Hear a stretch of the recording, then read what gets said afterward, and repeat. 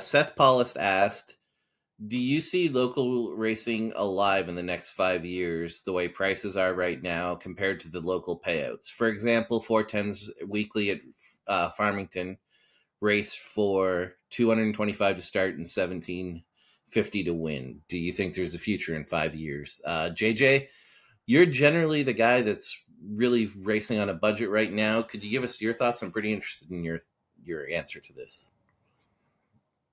I don't think racing's gonna go away as far as local level racing. How many I would be? I guess I don't have enough quite information on it, but I'm pretty sure Farmington gets a full field of 410 sprint cars every week for that price. And with all these big teams and how high level everything is, and it feels like the little guys getting left behind. I do think that is happening to a point, but there is still a trickle down effect. Like when there's a ton of 410 teams out there racing, there's a lot of people upgrading their stuff, selling off decent stuff that guys that are going to go race Farmington weekly or Jacksonville or whatever tracks that are going to race 410s weekly for less money. I mean, they don't race for big money at their weekly stuff in Ohio either. It's just these guys race because they love racing. And, I kind of heard you make a similar point, but it's like, if you're not going out to race every Saturday night looking at making money, like you understand that that's just what you do for fun and because you love doing it. So I don't see local racing going away. And, worse than anything is just the tire situation is probably the biggest issue for everything. That's what's going to kill racing more than anything is just it's $700. I don't know. It's more than that now to put it's almost $800 to put on two tires on the rear of your car for a weekend. And so something like that is going to make it, that's a bigger issue than the costs of, I don't know what we're really comparing to, but tires are a bad deal, but racing's not just going to go away. Hopefully guys are able to, run the older stuff and the trickle down continues to happen and, the levels of racing keep happening. Yeah, I think I could give like a 7-hour essay. That's a tough answer. Like it could go forever. I could give a 7-hour essay on this. I could write a book on it. My thoughts. Sam, what are your thoughts? Well, I think as local racing to me, it's kind of like me and you talked earlier, Daryl. It's like guys find a way. Whether it's going to a lower class, whether it's, man, I need a sponsor to get me a couple tires this week, whatever it is, like, and I know it's shitty, like nobody wants to pay more to go racing. We all know that, like it's not something that we're, mocking or anything, but I just think that a racer finds a way to go race if he truly wants to race. So if Farmington pays $1,750 to win and $225 to start, well, everybody knows that going in. So it's basically your prerogative to do whatever you feel you need. Like, okay, does that mean, man, I'm going to run on $50 used right rears I'm buying from this guy? Or, hey, man, I'm going to run a Dash 12 410 because Farmington doesn't need, an all-pro 283-5 or a 297. We don't need anything like that out there because Farmington is a smaller place. It gets slick a lot. Like if you go to Ohio, like I don't think like these Ohio weekly guys, I don't feel like they got major hitters for motors. They fit their situation. You go out to PA, man, I've seen some of the guys' motors that run Port. And Port stay slick a lot of times. They're not no world beaters. So I think at the local level, these guys are prepared to race what they have, where they race. The question would be different if you asked the gap between a local guy and a national touring guy. Like that's where I think that changes, right? I feel like that is the ever-changing thing. It's like, okay, well, local guys don't live to race with the Outlaws.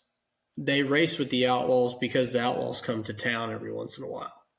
So, like, if you're say Seth, okay, and you're racing Farmington, you're probably not going to go to Peevely when the Outlaws come, because Peevely takes a little more nuts. Like it takes some steam under the hood. It takes, the track's different.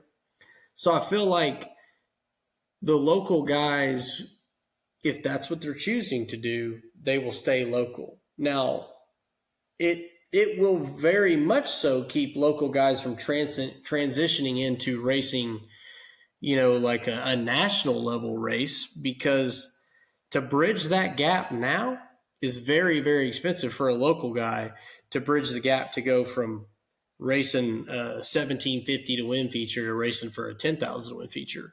Like, to bridge that gap is a major change now versus where it ever was 10 years ago. We thought 10 years ago it was crazy. Now to bridge the gap from a lower tier local guy to go race on a national scene it's almost unimaginable. Like, we've got guys in Texas, and I'll be honest, they have good equipment. They have good enough equipment to go make the show with the Outlaws, I feel like. But they shy away from it because the difference between the outlaw level and the local level. They shy away from even trying to attempt it. Like, there was probably 10 cars sitting out when we raced Kennedale, probably 10 cars sitting out when we raced Cotton Bowl, which was only 3 hours away. Like, 10 cars that have decent enough equipment to be in some of these shows. But the local scene to the national scene is such a huge gap in these areas that you don't see it happening. So those guys, to make that transition, to spend that dollar amount to make that they're not willing to do that. And that's what I see is the biggest change. I feel like local racing will go on. It'll be totally fine. Those guys will find out a way how to race. They'll do with what they have. And if they need a sponsor to kick in a tire, they'll find one. If they need a sponsor to help on a motor rebuild, they'll find one.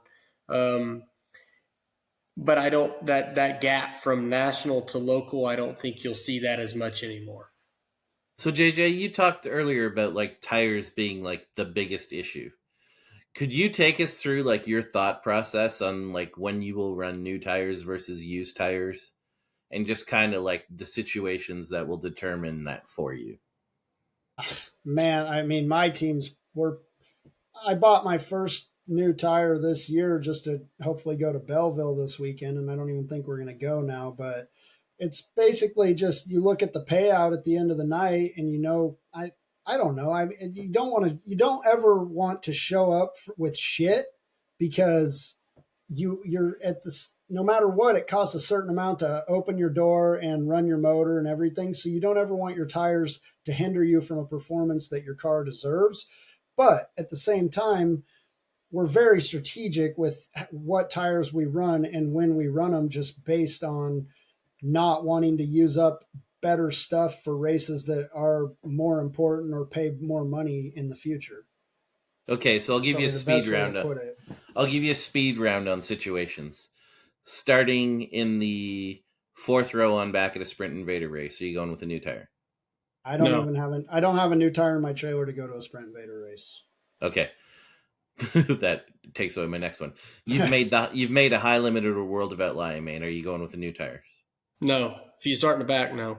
Yeah, not unless you're starting in the top 10, probably. I was about to add, that was my next one. Where's that crossover? Well, the money line's about 15th up, and I feel like, you're not going to just, and that money line's like starts at like $50 a position. So, and it depends track conditions. Looks like. Absolutely. Yeah. Like, I mean, for example, I just drove the Terry Dukes car. We had an opportunity to put on a new tire for the heat race. We were starting third. I just decided we should just run the same tire all night. The track was pretty wet all night, and so we just ran one tire instead of two, just because it made sense. No matter whose money it was, it made sense to not just run another new tire and scuff it up for no real reason. And for the feature, our tire was still totally perfect to race with. Like, has there ever been a time?